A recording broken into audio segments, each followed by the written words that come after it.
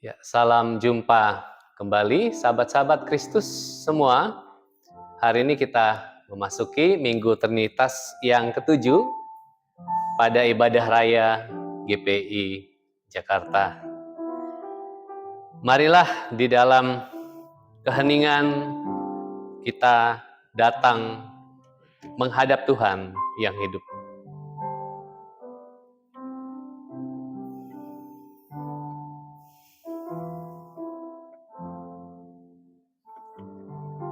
Mazmur 123, nyanyian ziarah.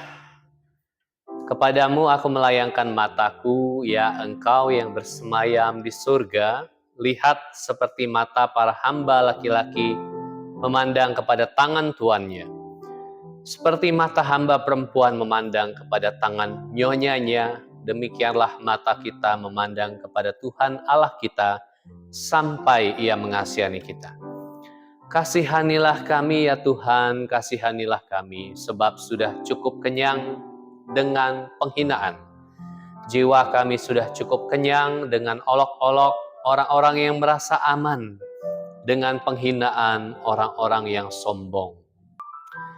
Marilah kita menyanyikan pujian ini saat kami berkumpul, Roh-Mu bekerja.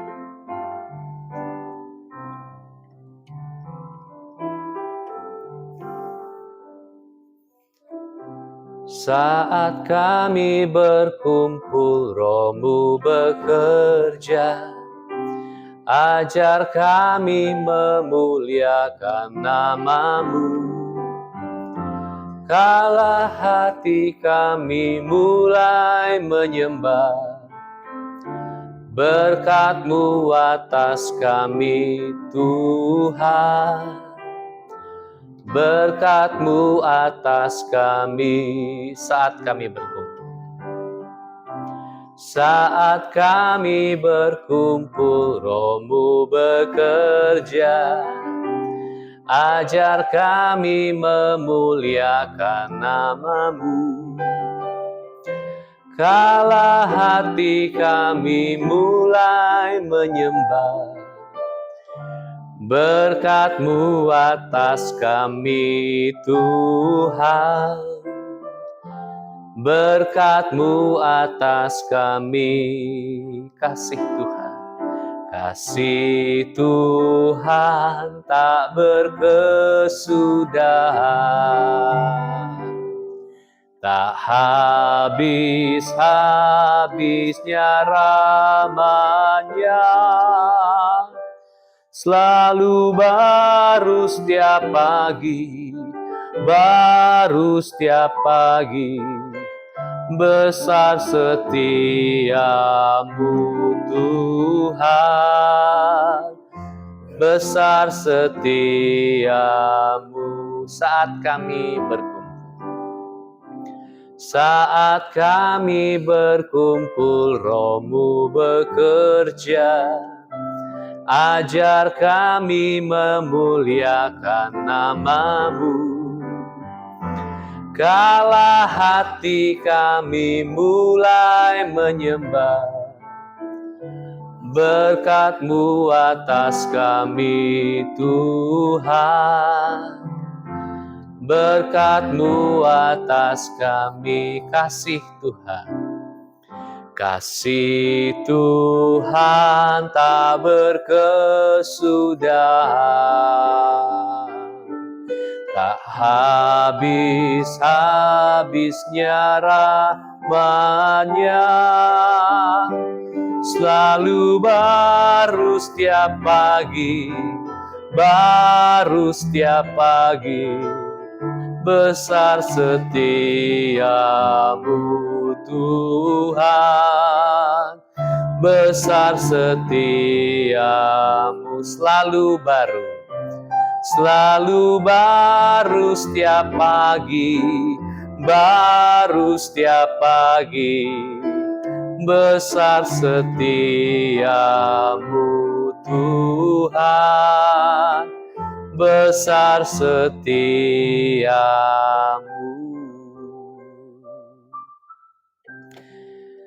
Kepada Engkau, Allah yang mengasihi dan setia kepada kami, kepadamulah kami panjatkan syukur kami kembali, ya Allah.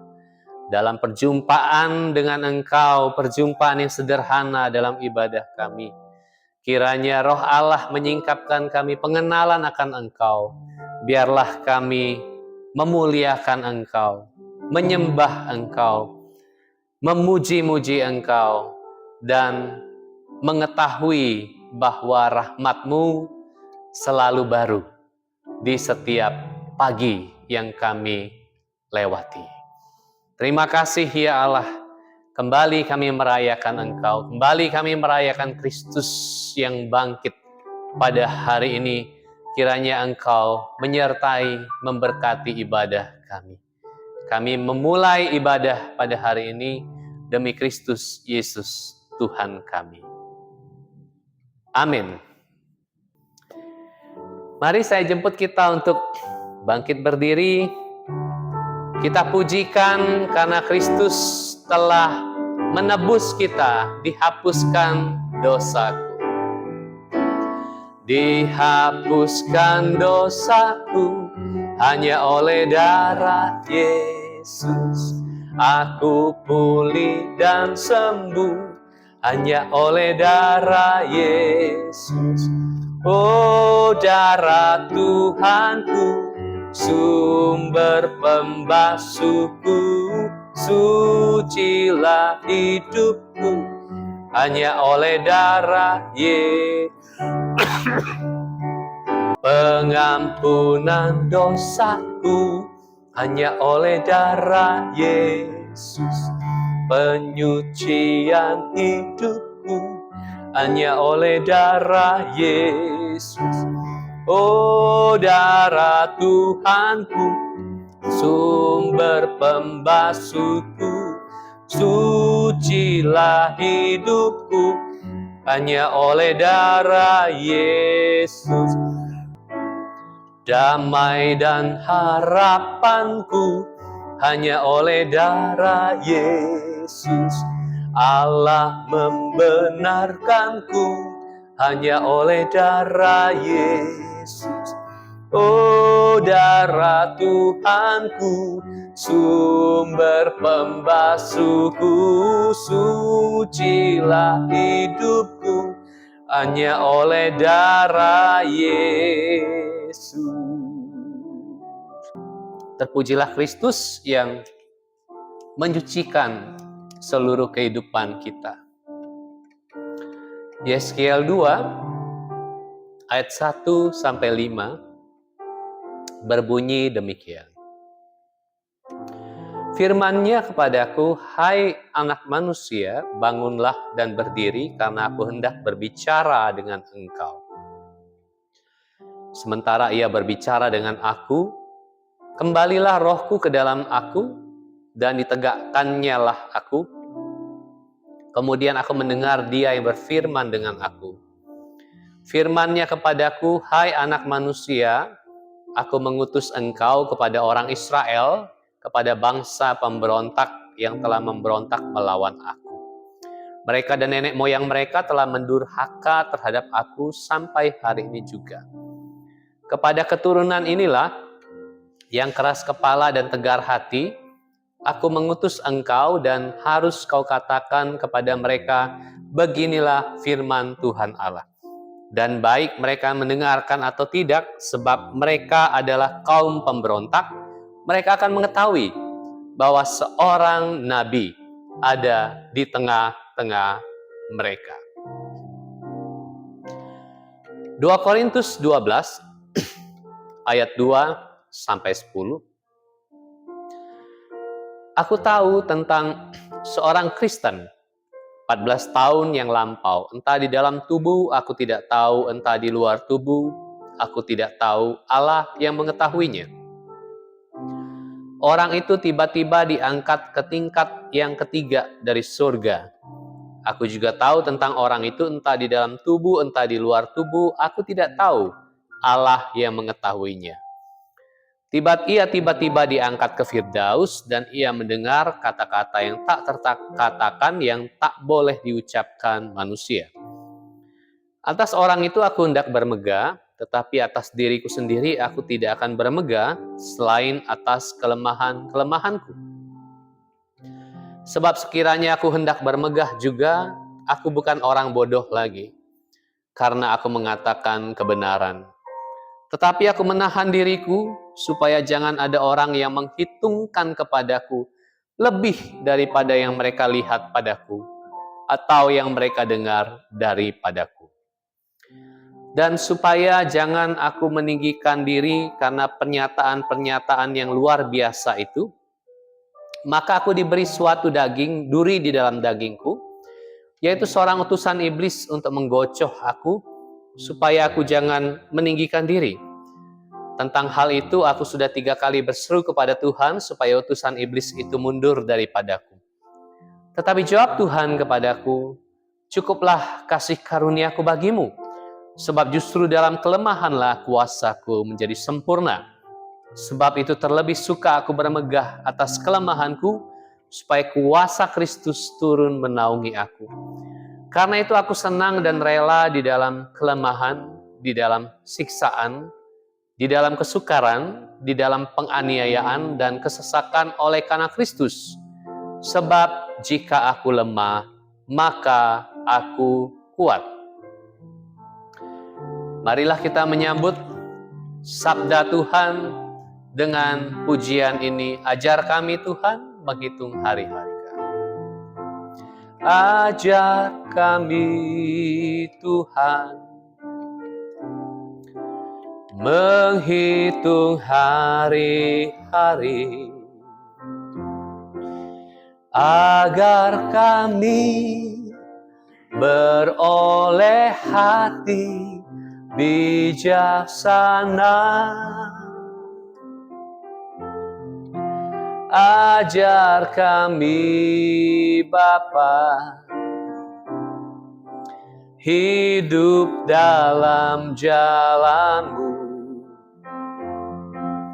agar semua rencana-Mu digenapi. Mulialah nama-Mu Tuhan, mulialah nama-Mu Tuhan, dan ajaib jalan-Mu. Pimpin kami di setiap waktu. Besar setiamu Tuhan, agunglah karya-Mu. Yesus, kami bersyukur padamu. Ajarlah kami ya Tuhan, ajar kami Tuhan menghitung hari-hari, agar kami beroleh hati bijaksana. Ajar kami Bapa hidup dalam jalan-Mu, agar semua rencana-Mu digenapi. Mulialah nama-Mu Tuhan, dan ajaib jalan-Mu. Pimpin kami di setiap waktu. Besar setiamu Tuhan, agunglah karyamu. Yesus, kami bersyukur padamu. Yesus, kami bersyukur. Yesus, kami bersyukur padamu.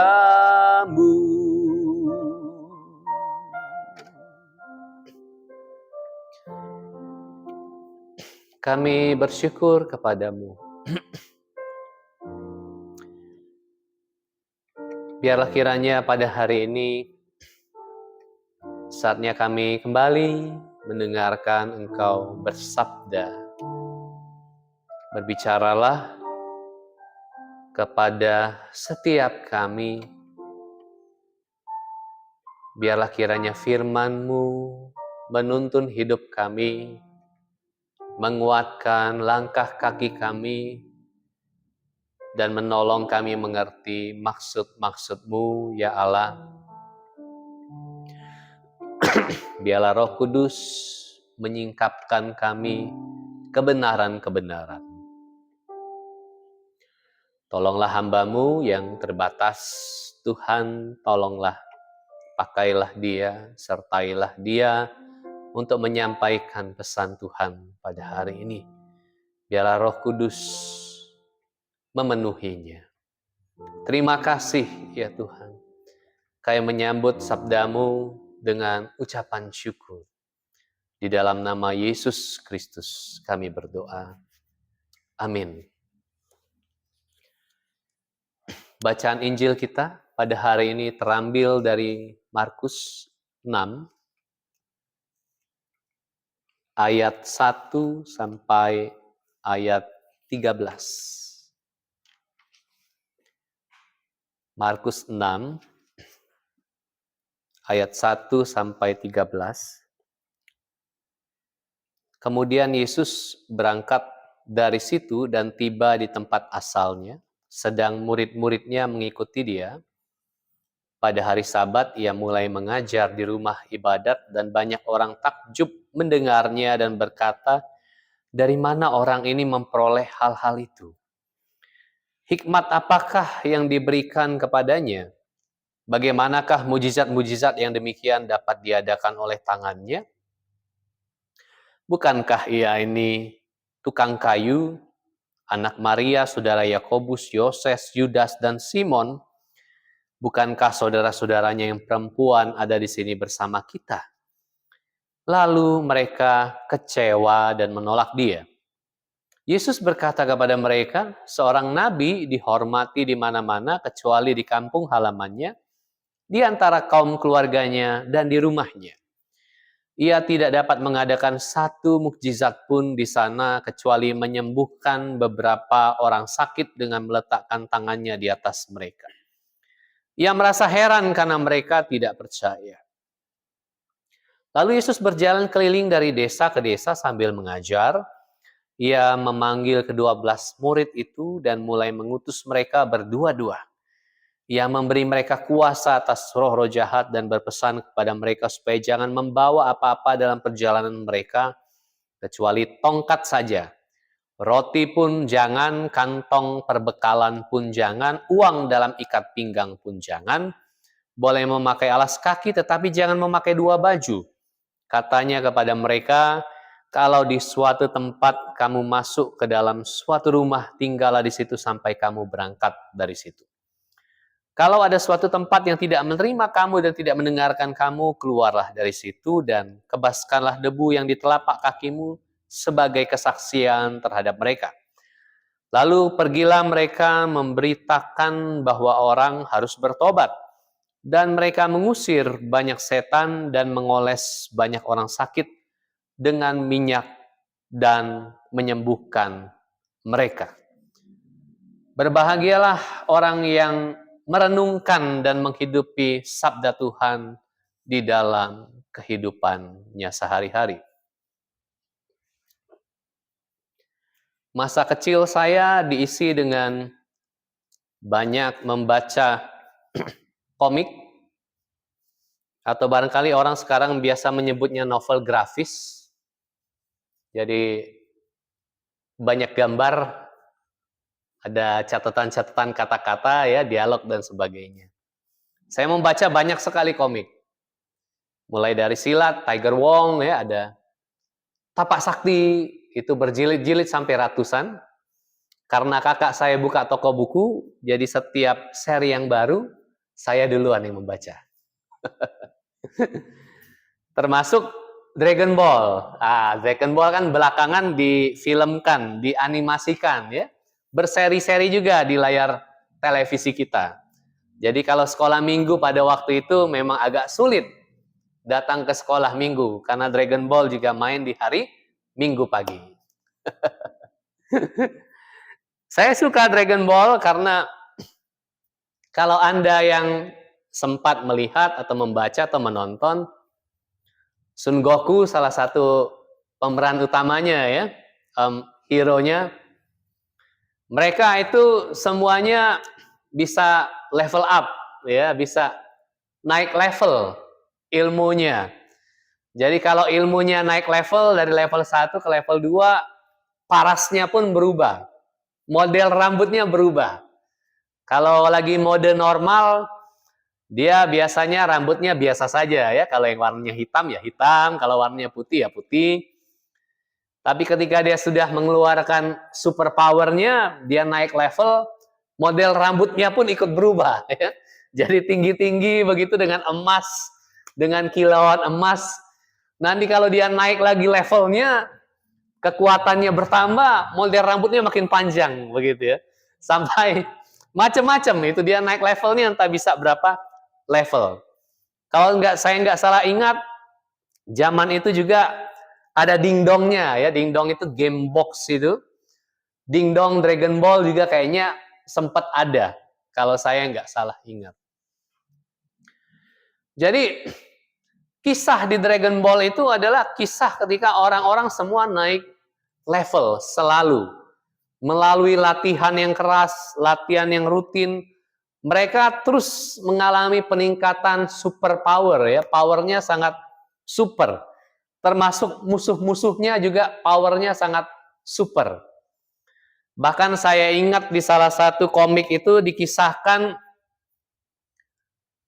salah satu tokonya Vegeta kalau nggak salah, itu sampai berlatih di satu ruangan khusus, di suatu dimensi waktu lain selain di bumi, di suatu dimensi gravitasi lain selain di bumi, yang kalau misalnya kita di sini lewat 10 tahun, di sana barangkali baru 1 hari. Jadi latihan 10 tahun itu terhitung 1 hari. Jadi dia hanya habiskan waktu 1 hari untuk bisa berlatih 10 tahun. Jadi waktunya tidak kompatibel ya. Jadi hanya waktu 1 hari seolah-olah 10 tahun di sana. Jadi ketika dia kembali ke bumi, orang baru berlatih sehari, dia sudah berlatih 10 tahun ternyata di ruangan planet lain itu ya, dimensi waktu dan ruangnya berbeda. Jadi dia punya ilmu yang jauh lebih sakti karena latihannya sudah 10 tahun berbanding dengan 1 hari dengan komparasi waktu. Luar biasa. Fantasi saya begitu luar biasa membaca komik Dragon Ball itu. Wah, kalau saya bisa seperti itu ya. Apalagi waktu itu saya masih siswa. Wah, kalau saya sebagai murid, masuk saya 1 hari di sana gitu. Saya pelajarin semua mata pelajaran 1 hari sama dengan 10 tahun, saya balik lagi, saya sudah pinter. Mata pelajaran anak-anak kuliah barangkali bisa saya kuasai sebagai seorang anak ya SD atau SMP pada waktu itu. Saya berpikirnya begitu. 10 tahun berbanding 1 hari. Wah, luar biasa ini. Dari teks kita ini, saya merenungkan kisah misalnya tentang Super Saiya ya. Iya. Kalau dia berubah transformasi tubuhnya itu kan dia sebutnya Super Saiya ya. Jadi rambutnya menjadi berkilauan dan sebagainya, agak sulit dikalahkan oleh musuh-musuhnya. Begitu super, begitu adikuasa. Saya merenungkan bahwa Kadang-kadang barangkali ada bayangan atau imajinasi yang demikian dari kehidupan Kristiani. Barangkali sebagian orang akan membayangkan bahwa kehidupan Kristiani mengikut Tuhan itu adalah seperti menjadi super saya itu ya, level up terus ya, naik tingkat terus, naik level terus, makin kuat, bahkan 10 tahun dan 1 hari itu ya. Orang Kristen waktunya berbeda. 10 tahun sama dengan 1 hari kan gitu ya. Orang dunia biasa saja, kita harus lebih hebat. Kadang-kadang imajinasi kehidupan Kristiani itu yang demikian, seperti super saya, seperti tokoh-tokoh di komik Dragon Ball itu. Semuanya level up, semuanya naik, semuanya gagah perkasa dan tidak terkalahkan. Tapi sayangnya kadang-kadang imajinasi yang demikian itu kurang realistis. Atau barangkali juga kurang dekat dengan apa yang dikatakan oleh teks yang kita baca pada hari ini. Kadang-kadang orang membayangkan kehidupan Kristiani itu adalah kehidupan super saya yang kebal dari apa saja. Barangkali kata-katanya selalu rohani. Barangkali setiap kali mengucapkan segala satu kalimat dimulai dengan kata shalom dulu, begitu ya. Kata shalom itu, kata seorang teman, tidak membuat kita menjadi makin rohani. Itu hanya menunjukkan bahwa kita sedikit lebih Ibrani, kira-kira begitu ya. Shalom begitu. Atau seluruh kata-katanya muncul haleluya dan sebagainya dan seterusnya. Rasanya sepertinya teks-teks yang kita baca tidak menunjukkan hal-hal yang demikian. Bahwa justru teks yang kita baca mau menunjukkan kepada kita bahwa ternyata kehidupan Kristiani itu bukanlah suatu kehidupan makhluk super. Bukanlah suatu kehidupan super saya kalau kita ikutin komik Dragon Ball itu. Tapi kehidupan Kristiani itu barangkali ada sebuah kehidupan yang tidak selalu level up. Tidak selalu bisa berkata-kata rohani. Walaupun tentu kita diminta, dipanggil untuk menguatkan, untuk memberikan kata-kata rohani, untuk memberikan pencerahan dan semangat, untuk membalut mereka yang luka, untuk membangkitkan yang tulangnya patah, kalau kata Amsal, dan seterusnya dan seterusnya. Tapi ternyata tidak selalu kita seperti Sun Goku yang selalu level up dalam kehidupan superpowernya. Rasanya tidak demikian. Kalau kita menyimak tadi teks-teks yang kita baca, Rasul Paulus sendiri kelihatannya dia mau menunjukkan bahwa kehidupan Kristiani itu bukanlah suatu kehidupan yang penuh dengan power, penuh dengan level up, dan seterusnya, dan sebagainya. Walaupun memang dia harus terkesan memamerkan apa yang dia alami, apa yang prestasi, apa yang sudah dicapai oleh dia, latar belakangnya, dan sebagainya, dan seterusnya. Tapi mengapa Rasul Paulus sampai berkata demikian? Karena ada satu hal pada waktu itu. Ada rasul-rasul palsu yang datang ke tengah jemaat. Kalau kita bisa katakan itu adalah rasul-rasul super. Rasul-rasul yang membranding dirinya punya kekuatan super power, ya, keturunan langsung dari Abraham, punya banyak pengalaman-pengalaman berat di dalam kehidupannya yang bisa dipamerkan, punya penglihatan-penglihatan spiritual, dan punya pengalaman-pengalaman rohani yang luar biasa. 4 hal ini yang dipamerkan oleh rasul-rasul palsu atau rasul-rasul super pada waktu itu. Sehingga Rasul Paulus harus mengatakan bahwa oke, kalau engkau mengatakan bahwa engkau keturunan Abraham, sebetulnya saya pun keturunan Abraham, kata Rasul Paulus. Oke, kalau engkau mengatakan bahwa engkau mengalami banyak pengalaman berat, dan karena itu pantas menyebut dirimu rasul, saya juga banyak sekali mengalami pengalaman-pengalaman yang berat. Kalau nanti Anda membaca di pasal sebelumnya, 2 Korintus 11, itu Paulus mendaftarkan banyak sekali pengalaman beratnya, ya. Mulai dari di penjara, menanggung pukulan di luar batas, kerap kali mengalami bahaya maut, dicambuk dan seterusnya. Penganiayaan, penderitaan, sengsara, pengalaman-pengalaman berat, Paulus banyak sekali mengalaminya. Kalau rasul-rasul super itu mengatakan bahwa mereka mengalami penglihatan-penglihatan rohani, lalu karena mereka mengalami penglihatan rohani, maka mereka merasa berhak untuk mengajak jemaat untuk mengikuti ajaran mereka. Maka Paulus mengatakan juga di pasal 12 ayat 1, bahwa aku juga menerima penglihatan-penglihatan dan pewahyuan dari Tuhan. Kalau mereka mau memamerkan pengalaman-pengalaman rohani mereka, Rasul Paulus juga menunjukkan pengalaman rohani dia.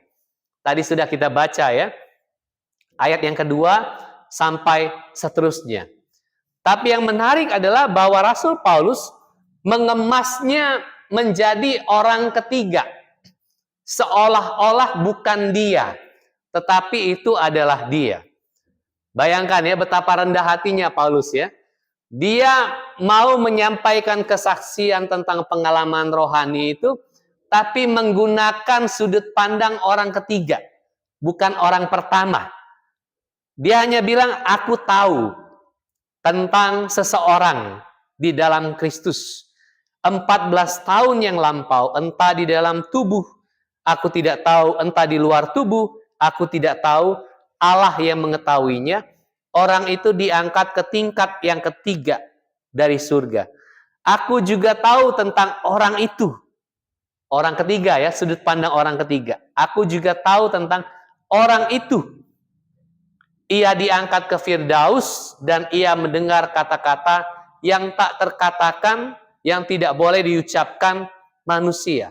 Atas orang itu aku hendak bermegah, tetapi atas diriku sendiri aku tidak akan bermegah selain atas kelemahanku.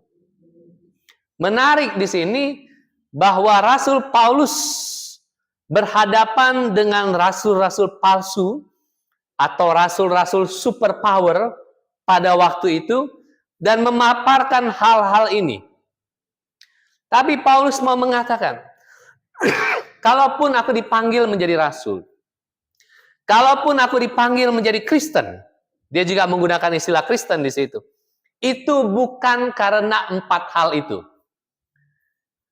Aku punya kehidupan yang Kristiani ini sebagai panggilan Tuhan bukan berdasarkan keturunan. Bukan karena aku keturunan Abraham. Aku dipanggil oleh Kristus bukan karena aku banyak mengalami pengalaman-pengalaman berat. Tidak. Paulus mengatakan justru karena dia dipanggil oleh Kristus, maka dia baru mengalami banyak pengalaman-pengalaman berat. Penglihatan-penglihatan rohani dia alami. Tapi penglihatan-penglihatan itu tidak sama sekali mengabsahkan bahwa dia adalah pengikut Kristus. Atau dia adalah seorang rasul. Tidak sama sekali. Atau pengalaman rohani di luar tubuh dan di dalam tubuh itu. Dia mengalami transendensi diri atau apa dan sebagainya, kita tidak terlalu paham. Tapi Paulus mengalami itu.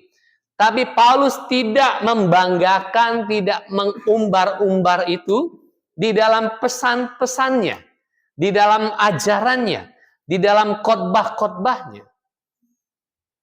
Tapi berapa banyak orang yang menjual hal-hal seperti ini?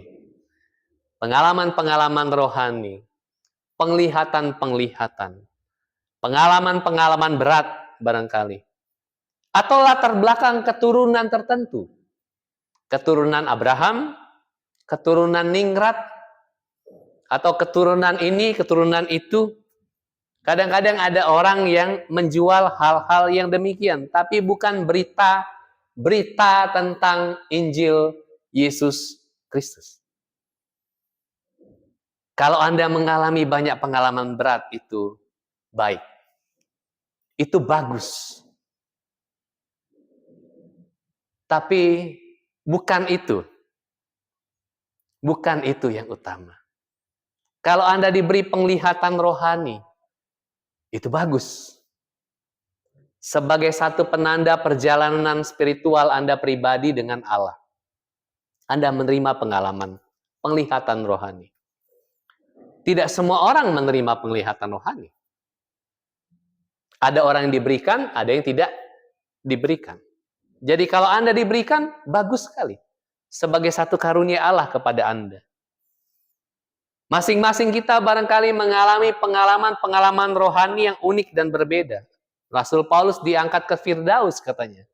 Kita tidak tahu seperti apa. Tapi dia mengalami itu. Pengalaman rohani yang Anda dan saya alami, bagus. Tapi bukan itu yang menjadikan kita Kristen. Bukan itu yang menjadikan kita pengikut Kristus. Hidup Kristiani itu tidak ditunjukkan oleh dari mana Anda, dari mana latar belakang Anda, seberapa banyak pengalaman berat yang Anda alami, seberapa banyak penglihatan-penglihatan yang Anda terima, seberapa banyak Anda mengalami pengalaman-pengalaman spiritual. Bukan. Itu menjadi semacam journey.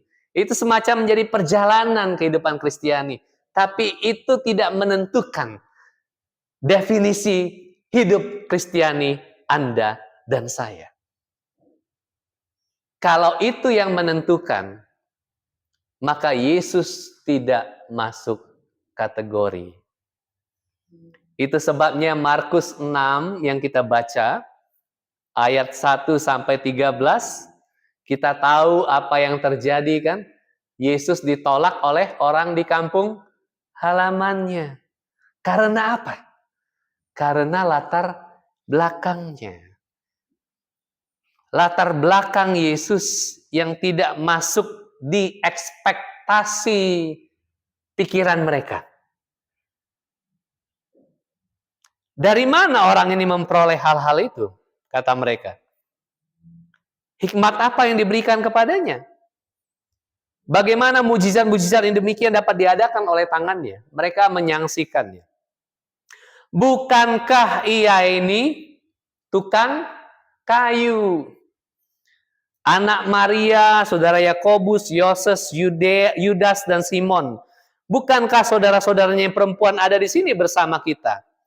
Lalu mereka kecewa dan menolak dia. Yesus tidak masuk kriteria, men. Yesus tidak masuk kategori. Betapa hebat orang-orang itu mengkategorisasikan orang lain. Bahkan Yesus pun tidak masuk kategori. Barangkali kalau hari ini Yesus turun kembali dalam bentuk fisik, barangkali kalau dia melamar kerja ya pada hari ini, mungkin dia juga tidak masuk kategori ya. Katanya orang Indonesia itu kalau bikin CV itu luar biasa ya. Sama kayak orang cari menantu kan. Listnya bisa banyak sekali. Hal-hal yang tidak relevan dan tidak masuk akal kan. Mulai dari jenis kelamin, mulai dari usia, itu udah nggak relevan ya. Itu diskriminasi kalau di negara lain ya. Mencantumkan usia itu. Tapi di Indonesia segala sesuatu dicantumkan. Usia, agama, foto ya, dan sebagainya dan sebagainya. Hal-hal yang sama sekali tidak relevan di dalam pekerjaan. Saya kira kalau Yesus hari ini hidup di Indonesia, dia pun tidak masuk kategori. Mungkin dia tidak masuk kategori kita. Tidak masuk kategori Anda. Tidak masuk kategori saya. Tapi demikianlah, bahwa memang latar belakang Yesus yang tukang kayu, yang biasa-biasa saja, seperti orang kebanyakan, begitu ya, itu yang membuat dia ditolak. Orang ingin figur yang berbeda darinya. Orang ingin figur yang selalu level up. Orang ingin figur seperti Dragon Ball, Son Goku, ya, Super Saiyan, dan seterusnya. Tapi sekali lagi kehidupan Kristiani bukan dilandaskan pada hal-hal yang super itu. Kalau ada yang super itu bonus. Kalau ada yang super itu bagus. Tapi itu bukan segala-galanya. Itu bukan yang rutin di dalam kehidupan kita.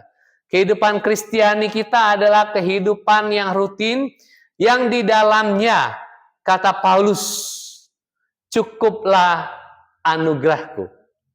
Itu adalah kehidupan Kristiani. Saya mau bacakan sebagai penutup kita. Di 2 Korintus tadi. 2 Korintus 12, setelah Paulus menceritakan pengalaman spiritualnya yang luar biasa, lalu dia bergumul dengan kelemahannya, lalu dia mendapatkan jawaban Tuhan di ayat yang ke-9. Cukuplah anugerahku bagimu, sebab justru dalam kelemahanlah kuasaku menjadi sempurna. Sebab itu aku terlebih suka bermegah atas kelemahanku, supaya kuasa Kristus turun menaungi aku. Karena itu aku senang dan rela di dalam kelemahan, di dalam siksaan, di dalam kesukaran, di dalam penganiayaan dan kesengsaraan karena Kristus. Sebab jika aku lemah, aku kuat. Di sini kita menemukan kembali paradoks Kristiani, kehidupan Kristiani itu. Anugerah Allah itu tampak nyata bukan di dalam kekuatan superpower itu. Bukan di dalam pengalaman-pengalaman yang luar biasa itu, bukan.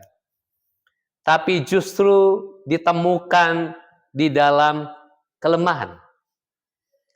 Di dalam kelemahanlah kuasaku menjadi sempurna.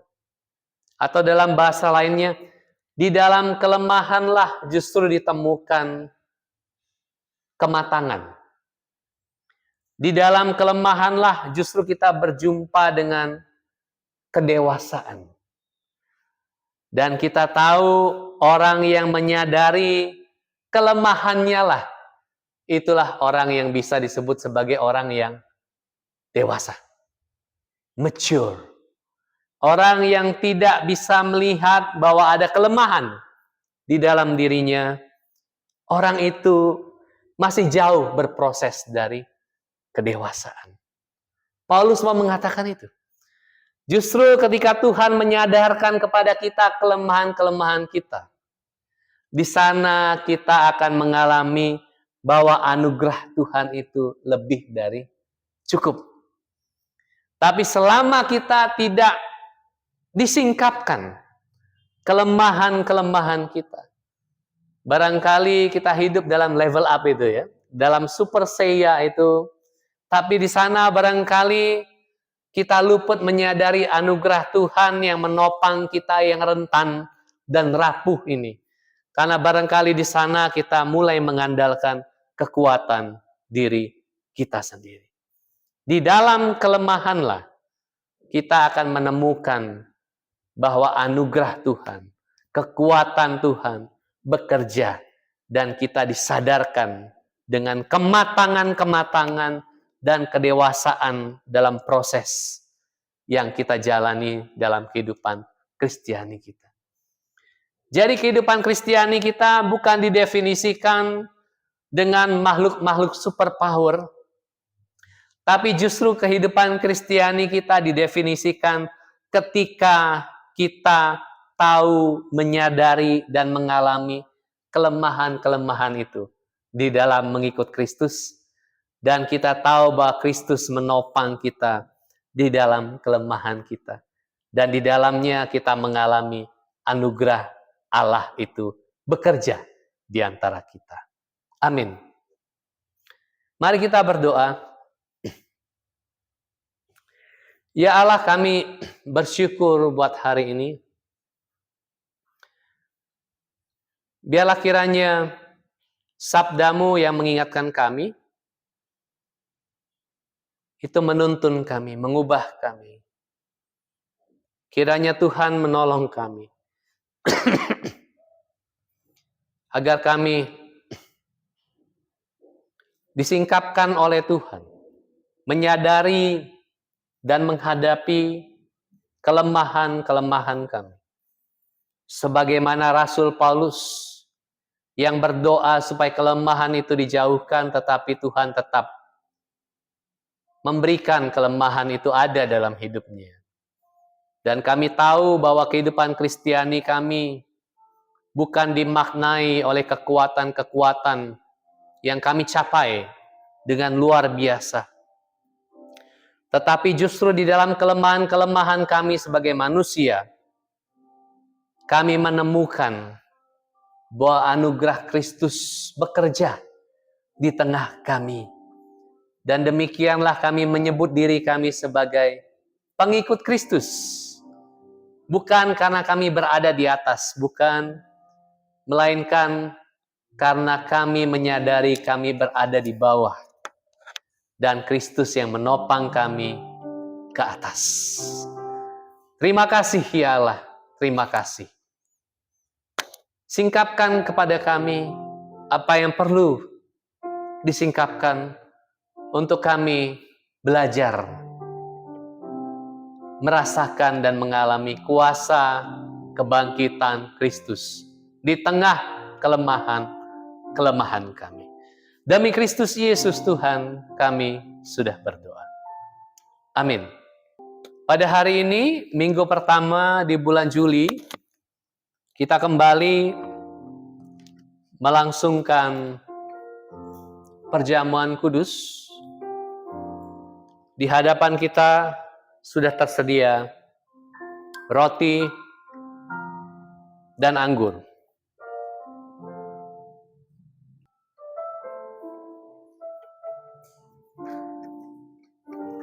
Sebab apa yang telah kuteruskan kepadamu, telah aku terima dari Tuhan, yaitu bahwa Tuhan Yesus pada malam waktu ia diserahkan, mengambil roti, dan sesudah ia mengucap syukur, ia memecah-mecahkannya dan berkata, inilah tubuhku yang diserahkan bagi kamu, lakukanlah ini sebagai peringatan akan aku. Demikian juga ia mengambil cawan sesudah makan lalu berkata, cawan ini adalah perjanjian baru yang dimeteraikan dengan darahku.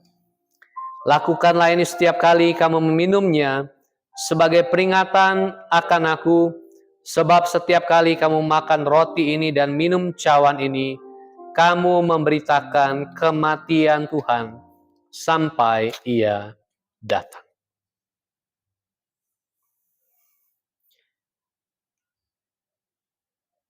Marilah kita menyantap roti. Ini adalah tubuh Tuhan. Kita mengingatnya dan kiranya kuasa Tuhan bekerja di tengah kita. Mari kita santap demi Kristus Yesus.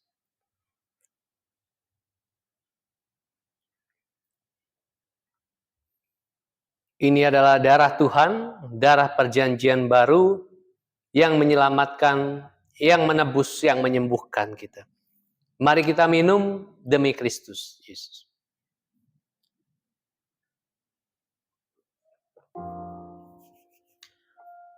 Terima kasih ya Allah.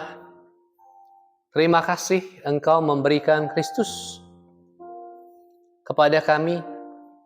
Terima kasih melalui roti dan anggur kami mengalami Kristus di dalam kami. Dan biarlah kiranya kami menghadapi kelemahan-kelemahan kami, berdamai dengannya, dan dimampukan, dimatangkan, didewasakan bersama dengan Kristus untuk melangkah bersama kelemahan-kelemahan tubuh kami, kelemahan-kelemahan diri kami, dan biarlah kami terus memandang kepada anugerah Allah. Terima kasih ya Allah, terima kasih. Demi Kristus kami berdoa. Amin. Marilah bersama dengan gereja Tuhan di segala tempat dan di segala abad, marilah kita mengikrarkan pengakuan iman rasuli. Aku percaya kepada Allah, Bapa yang Maha Kuasa, Khalik langit dan bumi, dan kepada Yesus Kristus, anaknya yang tunggal Tuhan kita, yang dikandung dari Roh Kudus, lahir dari anak darah Maria, yang menderita sengsara di bawah pemerintahan Pontius Pilatus, disalibkan, mati dan dikuburkan, turun ke dalam kerajaan maut. Pada hari yang ketiga, bangkit pula dari antara orang mati, naik ke surga, duduk di sebelah kanan Allah, Bapa yang Maha Kuasa, dan dari sana ia akan datang untuk menghakimi orang-orang hidup dan yang mati. Aku percaya kepada Roh Kudus, gereja yang kudus dan am, persekutuan orang kudus, pengampunan dosa, kebangkitan tubuh, dan hidup yang kekal. Amin. Marilah kita memberikan persembahan kita. Tuhan sudah memberikan hidupnya bagi kita. Kubawa syukur saat ku masuk ke hadirat. Ku masuk ke hadirat-Mu, ku tersungkur dan sembah-Mu, ku persembahkan korban syukurku yang terbaik bagimu. Ku bawa korban syukur ke tempat kudus-Mu Tuhan. Hatiku limpah dengan syukur, sebab Tuhan baik selamanya. Ku bawa korban syukur ke tempat kudus-Mu Tuhan. Hatiku limpah dengan syukur, sebab Tuhan baik. Oh, sebab Tuhan baik. Mari kita naikkan doa-doa kita. Terima kasih Tuhan buat ibadah kami. Terima kasih buat sabda-Mu. Terima kasih buat perjamuan kudus yang bisa kami terima pada hari ini. Dan juga kesempatan untuk kami memberi. Kami hari ini kembali Tuhan menaikkan doa-doa kami buat gereja ini. Biarlah kami menyerahkan kepadamu. Biarlah gereja yang kecil ini terus melangkah. Dan biarlah kami memahami, mengerti, dan melangkah dalam maksud-maksud Tuhan yang Tuhan kehendaki terjadi di tengah kehidupan komunitas ini. Tuhan terus memakai juga sinode, biarlah Tuhan memberikan hikmat untuk bersama-sama berkembang untuk menyatakan Injil Kerajaan Allah ke dalam dan ke tengah dunia ini bersama dengan juga gereja-gereja di seluruh dunia, ya Tuhan. Pakailah Tuhan juga buat rumah singgah kami yang kecil. Biarlah ini juga menjadi semacam space, ruang penyambutan rahmat Allah bagi mereka yang mengalami keterusiran, diusir dari rumahnya, atau ditolak di tengah lingkungan atau tempat tinggalnya, mengalami kekerasan, atau mereka yang butuh tempat tinggal. Tuhan, kiranya Tuhan pertemukan dengan rumah singgah ini. Pakailah rumah singgah ini, ya Allah. Kami mendoakan buat situasi kami pada hari ini. Biarlah Tuhan kami yang sedang sakit, biarlah Tuhan kami menerima kesembuhan kami, menerima kekuatan kami yang sedang butuh pemulihan. Biarlah kami dijamah dan mengalami pemulihan. Kami yang membutuhkan karya Tuhan yang merekonsiliasi di tengah keluarga kami, di tengah sanak saudara kami, di tengah sahabat-sahabat kami. Kiranya kuasa Kristus bekerja menjadi juru damai di tengah kami semua. Kami yang sedang mengalami kepahitan barangkali, Tuhan, kiranya Engkau memulihkan. Kami yang mulai tidak percaya, kiranya Tuhan berikanlah kami sedikit iman untuk kami melihat jalan kami. Kami yang ragu, Tuhan, panggillah kami, kuatkanlah kami. Kami yang merasa kelemahan-kelemahan kami lebih besar daripada kami. Tolonglah kami juga untuk memandang bahwa anugerah Allah juga bekerja di tengah kelemahan kami. Anugerah Allah yang tentu lebih besar dari kelemahan kami sendiri. Tapi biarlah kami mau berjumpa dengan kelemahan-kelemahan kami. Bukan menyingkirkan, bukan menghindarinya. Tapi berjumpa, menghadapinya bersama dengan anugerah Allah.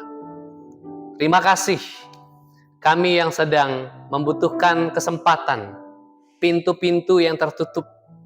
Kiranya Tuhan memberikan jalan keluar. Bukalah pintu-pintu, ya Allah. Kami percaya bahwa kehidupan kami ada di dalam tangan-Mu dan Engkau yang menuntun sampai pada kesudahannya. Kami yang menghadapi masalah, krisis, dan problem, Tuhan berikan kami kekuatan untuk menghadapinya dan juga mungkin menyelesaikannya.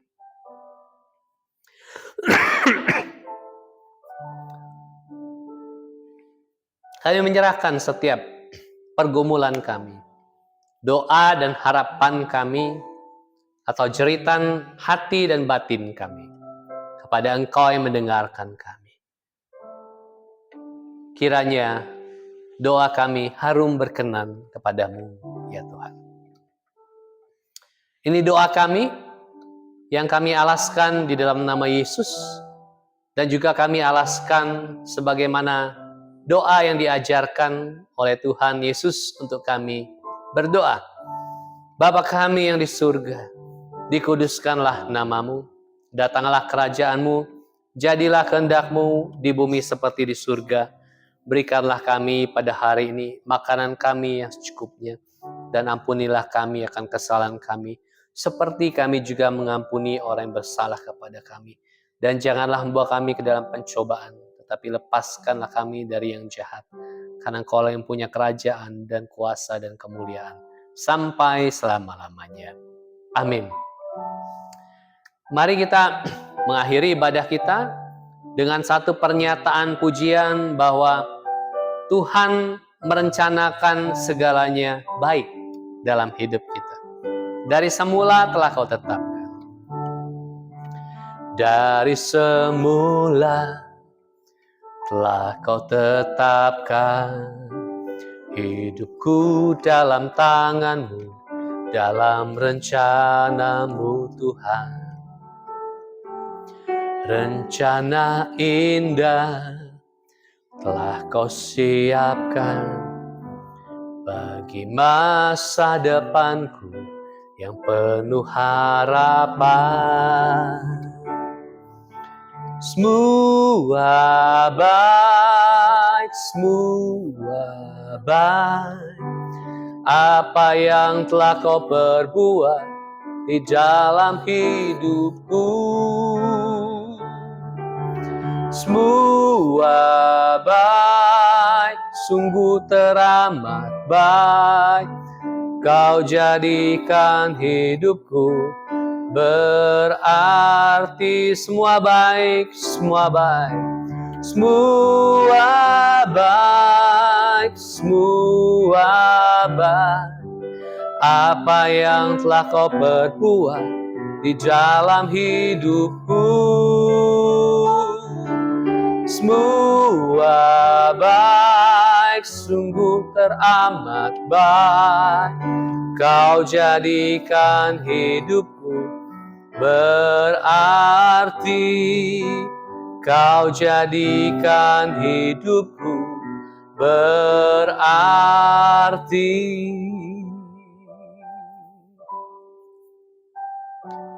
Mari sahabat-sahabat Kristus, kembalilah ke tengah duniamu, ke dalam kehidupanmu. Hadapilah kelemahan-kelemahanmu. Biarlah engkau hidup sebagaimana apa adanya anugerah Allah yang berlaku dan bekerja di tengah melalui, dan di antara engkau. Kiranya engkau hidup sesuai dengan dirimu yang dipanggil oleh Allah ke tengah dunia dengan segala kelemahan-kelemahanmu. Kiranya engkau tidak menghindarinya, tetapi biarlah engkau menghadapinya bersama dengan Kristus yang sudah menanggung segala kelemahan dalam dirinya, tapi dia berkenan kepada Allah. Kiranya hidup kita, hidup Kristiani kita, senantiasa meniru Kristus yang adalah teladan kita, dan biarlah dalam pengharapan bahwa kita adalah pengikut Kristus yang meniru Dia, kita kembali ke dalam kehidupan kita. Terimalah berkat dari Allah Bapa, kasih sayang dari Tuhan Yesus Kristus, dan persekutuan dengan Roh Kudus tinggal menyertai kita sampai selama-lamanya. Amin.